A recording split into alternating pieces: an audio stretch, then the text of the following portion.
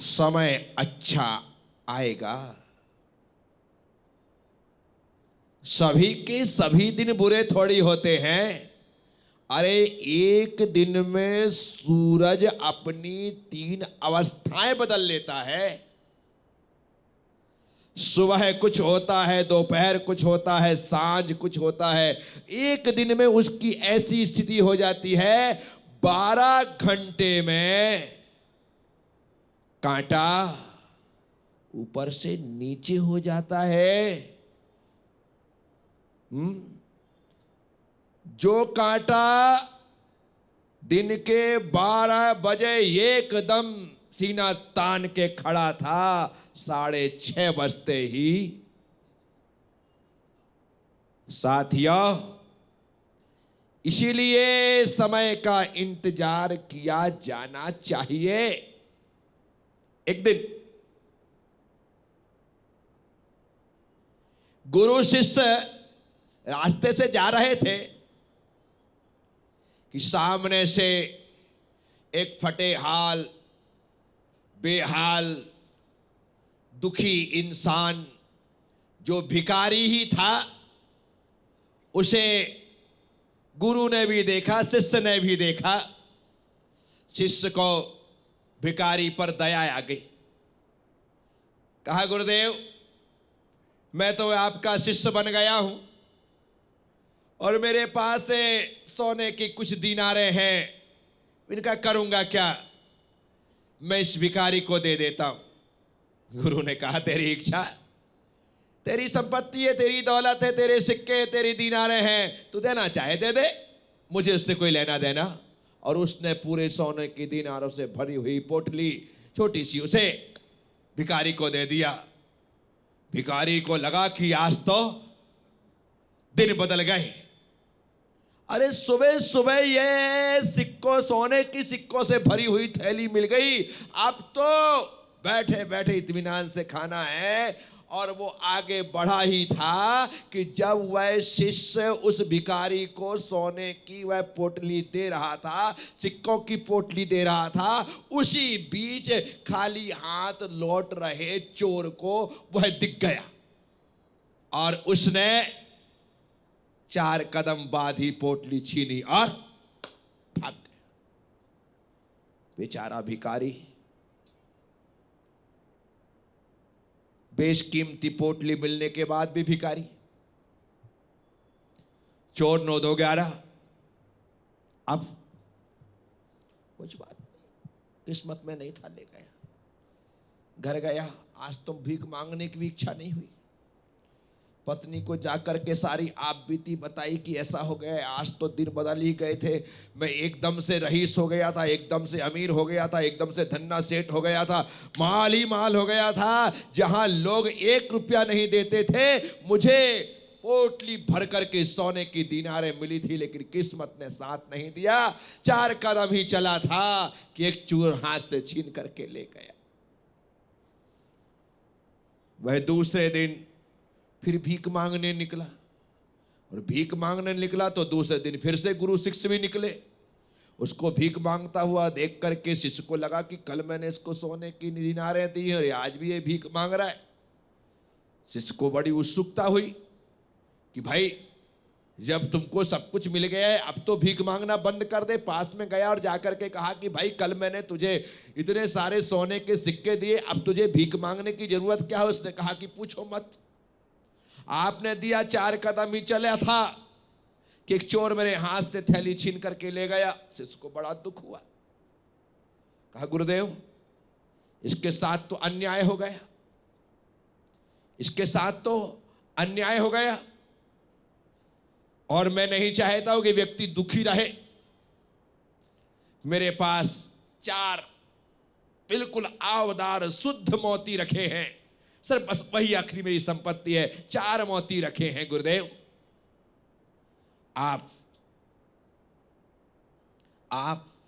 आज्ञा करो तो दे दो। गुरु ने कहा कि मुझे आज्ञा क्यों मांग रहा भाई, मोती तेरे, दे दे। एक एक मोती की कीमत लाखों रुपए है, दे दे। उसने 4 मोती उसे दे दिए। अब 4 मोती लेकर के वह घर पहुंचा। कहीं आज ऐसा ना हो जाए कि फिर कोई चोर छीन करके ले जाए। 4 मोती लेकर के सीधे झटपट घर पहुंचा। घर जाकर के वो बात अपनी पत्नी को बताता कि आज फिर वह शिष्य मिला, वह व्यक्ति मिला, उसने फिर रहम कर दी। लेकिन घर जाकर के देखा कि पत्नी घर में नहीं, पानी लेने के लिए गई हुई है नदी तालाब में। उसने कहा कोई बात नहीं। बोले इतने कीमती मोती हैं, एक काम करता हूं, इन्हें छुपा करके रख देता हूं। इसमें घर में कोई छुपाने लायक स्थान था नहीं। उसने यहां वहां देखा कि क्या करूं। देखा कि एक घड़ा एकदम पुराना, जिसे बरसों से किसी ने छुआ भी नहीं था, उसने उसमें 4 घड़े छिपा करके रख दिए और कहा अब क्या भीख मांगना, आराम से सो, अपने पास कीमती मोती आ गए, बस चल करके बेच देंगे और माला माल हो जाएंगे। इत्मीनान से वो जाकर के लेट गया। अब सेठ था, अमीर था, निश्चिंत होकर के लेटा था तो नींद आ गई। इतने में पत्नी वापिस आई और वापिस आई और आकर के उसने देखा कि क्या करूं। जिस घड़े को लेकर के पानी भरने गई थी वो घड़ा पत्थर की ठोकर खा करके टूट गया। अब पानी के लिए कोई दूसरा घड़ा है नहीं। तो देखा कि वो पुराना घड़ा, पति सो रहा है और पुराना घड़ा उठाया और चलती बनी। नदी में गई, जाने के पश्चात उसने उस घड़े को अच्छे से साफ करने के लिए उल्टा किया और मोती नदी में जाने के पश्चात मोती थे मछली के पेट में। मछली ने फटाफट खा लिया, मछली के पेट में चले गए मोती और पानी भर करके ले आई। इतने में उस भिखारी की नींद टूटी। नींद टूटने के बाद उसने देखा कि इसके कंधे में पुराना घड़ा। बोले अरे पगली, ये घड़ा तेरे कंधे पे कहां से आया? बोले कहां से आया? बरसों से अपने घर में रखा है, आज मैं इसको। अरे तू लेके कहां गई थी? तू तो दूसरा घड़ा लेकर गई थी। बोले घड़ा तो दूसरा लेकर के गई थी, लेकिन वो घड़ा फूट गया तो मैं तत्क्षण वापिस आई। मुझे लगा कि यही घड़ा है, इसी में पानी ले आती हूं। अपनी तो किस्मत ही खराब। बोले हुआ क्या? आज उस व्यक्ति ने मुझे 4 कीमती मोती दिए थे और मैंने इस घड़े में छुपा कर रखे थे कि भाई ये ऐसा घड़ा है जिसे चोर भी नहीं चुराएगा, कोई देखेगा भी नहीं। हमने ही सालों से नहीं छुआ और आज ही तेरे मन में आया और आज ही तू लेकर गई। बोले क्या किया? बोले मैंने तो बढ़िया घड़ा को धोया। बोले मोती? बोले कोई मोती दिखे नहीं। उसको लगा कि आज फिर तीसरे दिन फिर से वो भीख मांगने चला। फिर से वो गुरु शिष्य मिले। अब तो हद हो गई कि भाई सोने की दीनारें दी, कल मैंने अपनी सारी संपत्ति के रूप में 4 इतने बेशकीमती मोती दे दिए और फिर भी आज। बोले भाई आज फिर? बोले क्या बताऊं। उसने सारी कहानी सुनाई। कहा गुरुदेव मेरे पास था वो तो मैं दे चुका हूं, परंतु इसकी आपको हेल्प तो करनी पड़ेगी। अब मैं कुछ नहीं करूंगा, आप कुछ करिए। अब देखना है आप कुछ करिए। गुरु ने कहा कि देख भाई, तेरे पास थे सोने की दीनारें, तेरे पास थे मोती, मेरे पास तो कुछ नहीं है। यदि तू कहता है कि इसकी हेल्प करना चाहिए तो मेरे पास सिर्फ 2 पैसे हैं। क्या है? 2 पैसे हैं, मैं 2 पैसे दे सकता हूं। और गुरु ने उसे 2 पैसे दे दिए। अब वो 2 पैसे को हाथ में लेता है, उसे लगता है कि इन 2 पैसों से क्या होना है। गुरु ने कहा कि 2 पैसे दे रहा हूं, लेकिन अब तुमको वापिस लौटना है, भीख मांगने नहीं जाना। बस 2 पैसे लेकर के घर जाओ। घर जाना कंपलसरी। उसको लगा कि बताओ 2 पैसे लेकर के मुझे घर जाने को बोल रहे हैं, अब 2 पैसे में क्या करूंगा? पत्नी को जाकर के क्या मुंह दिखाऊंगा? फिर भी गुरु ने कहा तो बात तो माननी पड़ेगी। गुरु ने 2 पैसे दिए और वो आगे बढ़ा। कुछ ही कदम पर चला था, लगातार सोच रहा था कि सोने के सिक्के मिले, 4 मोती मिले, वो मेरी किस्मत में रही। आज इस गुरु ने मुझे 2 पैसे दे दिए, 2 पैसों का करूंगा क्या? इससे होने वाला क्या है? सामने से एक मछुआरा मछली लेकर के आ रहा था। उसने देखा कि एक बहुत सुंदर सुनहरी कलर की मछली, शानदार उसके पास है, उसने कहा कि भाई मैं इतनी सारी मछली तो ले सकता नहीं हूं, 2 पैसे में एक मछली लेता हूं, इसका जीवन बचा देता हूं, इसका जीवन बचा देता हूं 2 पैसे में। मछुआरे को 2 पैसे दिया, कहा कि भाई एक मछली मुझे दे दे, मैं इस मछली को जीवन दान देना चाहता हूं। और उसने उस जिंदा मछली को ले लिया और लेने के पश्चात अपने पात्र में रख लिया। घर पहुंचा, क्या घर पहुंचा, उसे लगा कि घर जाकर के मछली को रखने से क्या फायदा, इसे नदी में छोड़ूंगा तभी जीवन दान मिलेगा। तो घर से वह नदी की ओर चल पड़ा मछली को लेकर के। नदी की ओर गया मछली को लेकर के, और वो मछली को पानी में छोड़ता उसके पहले वह देखता है कि उसके पात्र में जिसने मछली थी, मछली ने 4 मोती के दाने उसके पेट में थे, उगल दिए। उसको 4 दाने मिल गए। अब 4 दाने मिल गए, उसको तो आश्चर्य का ठिकाना नहीं कि देखो तो सही, वो सोने की दीनार ने काम नहीं किया, वो मोती ने काम नहीं किया, नदी में चले गए और ये वापिस मेरे पास आ गए। खुशी में चिल्लाया, मिल गया मिल गया मिल गया, इतने जोर से चिल्लाया। किस्मत की बात देखो, जिस चोर ने वो पोटली छीनी थी वहीं से गुजर रहा था। उसे लगा इसने मुझे देख लिया और पहचान लिया और कह रहा है मिल गया मिल गया मिल गया। क्या कह रहा है? वो पास में आया, कहा मेरे माई बाप, उस दिन गलती हो गई थी, मैंने तुम्हारी सोने की पोटली छीन ली थी, ये वापिस ले लो लेकिन किसी को बताना मत। उसने वो पोटली वापिस दे दी। पोटली, मोती भी मिल गए और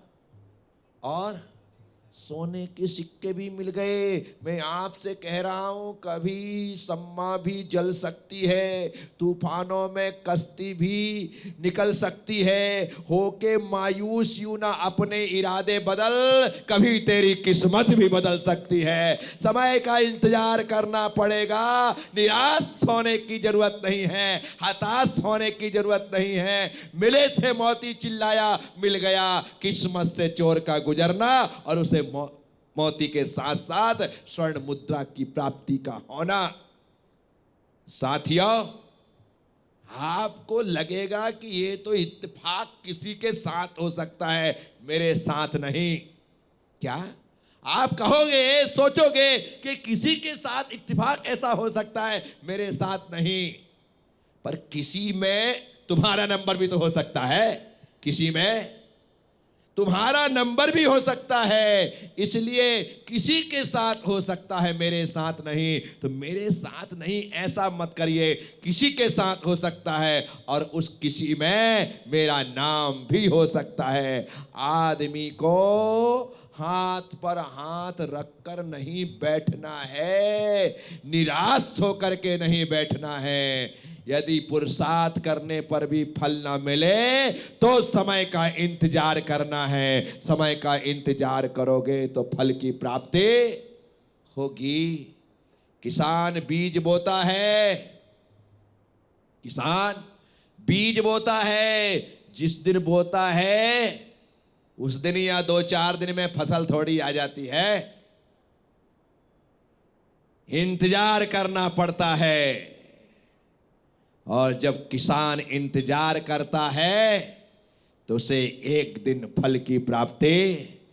हमारे साथ तकलीफ एक ही है, हमसे इंतजार नहीं होता। हम तो 15 प्रश्नों का जवाब देकर के 1 घंटे में करोड़पति बनना चाहते। क्या 15 प्रश्नों का जवाब ले लो साहब, 1 घंटे में करोड़पति बना दो। वो 15 प्रश्न थोड़ी हैं, 15 पड़ाव हैं, 15 पड़ाव हैं। 2-4 पड़ाव तो फटाफट पार हो जाते हैं। 1000 से शुरुआत है, 2000, 5000, 10,000, 4 पड़ाव आपने यूं पार कर दिए। लेकिन जैसे ही आगे बढ़ते हो वो पड़ाव कठिन होते जाते हैं, इतने कठिन होते जाते हैं कि जवाब देने वाले को अपनी लाइफ ही मुश्किल लगने लगती है। इसलिए तो उसके पास लाइफ लाइन होती। क्या? इसलिए लाइफ लाइन होती है। और 15 पड़ावों में 4 लाइफ लाइन। कितनी कितनी? अपनी लाइफ में आदमी 2-4 बार ही तो बुरी तरह फंसता है। बोलो बोलो। और 4 बार में कौन कौन आपको सहयोग दे रहा है? देखो तो सही, कौन कौन दे रहा है? आपके फ्रेंड्स। कौन? आपके फ्रेंड्स आपको सहयोग दे रहे हैं। तो जितने ऑडियंस पोल वाले हैं या फ्रेंड्स हैं, ऑडियंस पोल सारा संसार सहयोग देने को बैठा है। आपके लिए फ्रेंड्स सहयोग देने के लिए बैठे हैं। आपके लिए एडवांस क्या,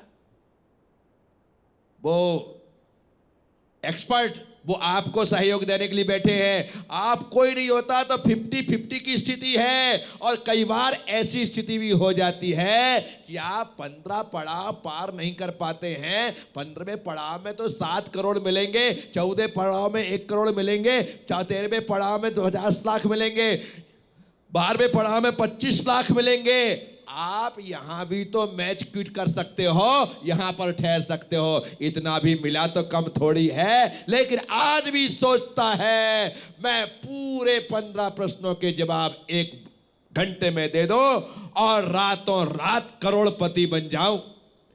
जिंदगी में इतनी सरलता से तो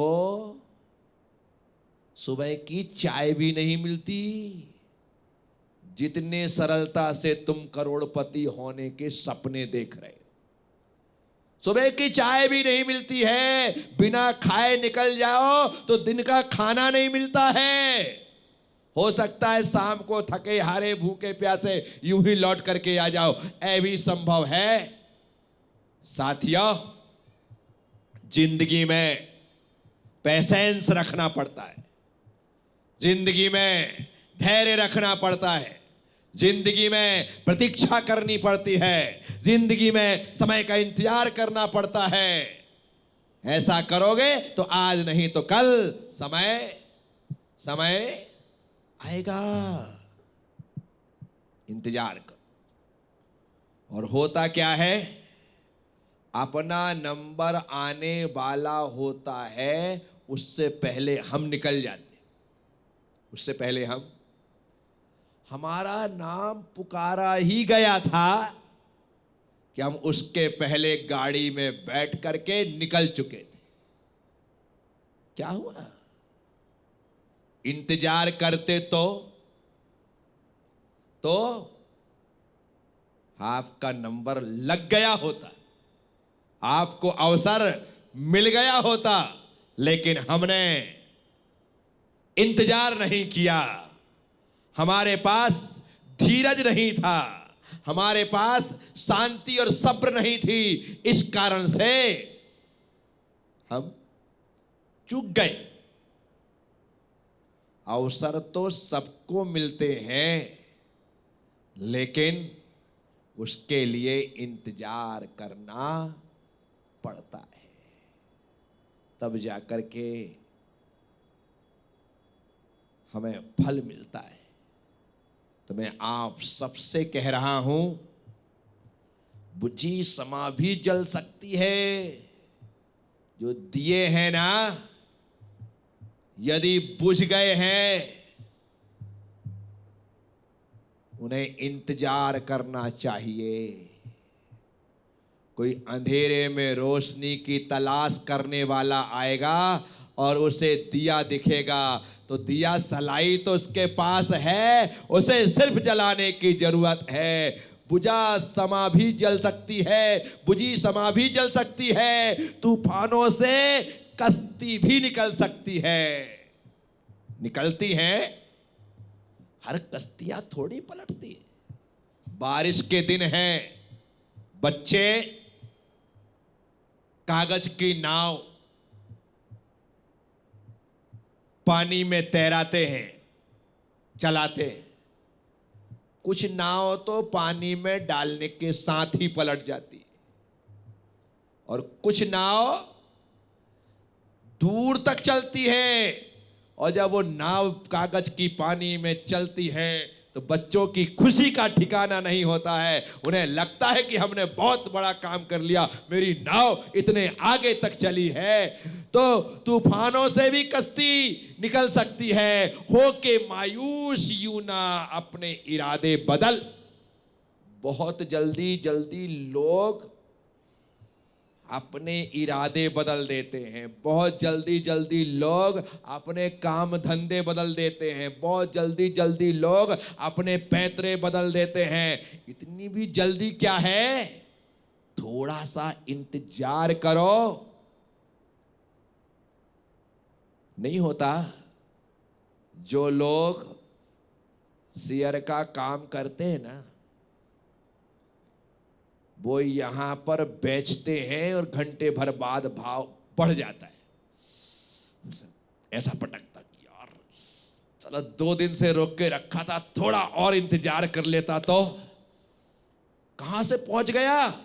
नहीं होता क्या? ज्यादातर लोगों के साथ ऐसा होता है, जैसे ही बेचते हैं भाव बढ़ जाता, और जैसे ही खरीदते भाव घट जाते।